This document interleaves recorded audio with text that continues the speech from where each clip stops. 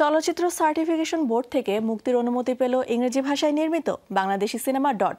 খবরটি নিশ্চিত করেছেন প্রযোজক বড়ুয়া মনোজিৎ ধীমন। জানান দ্রুতই ঘোষণা করা হবে সিনেমা মুক্তির তারিখ।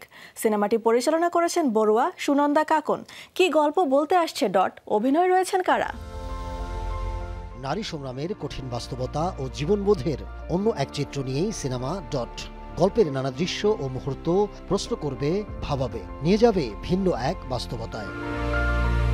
সিনেমাটি পরিচালনা করেছেন বড়ুয়া সুনন্দা কাকন, প্রযোজনা করেছেন বড়ুয়া মনোজিৎ ধীমন।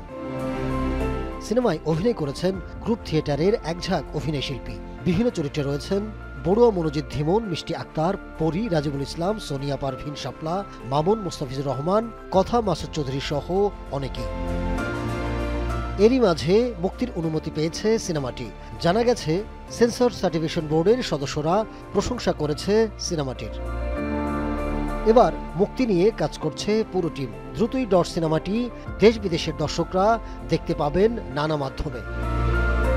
Ahmed Tauquir, showbiz tonight.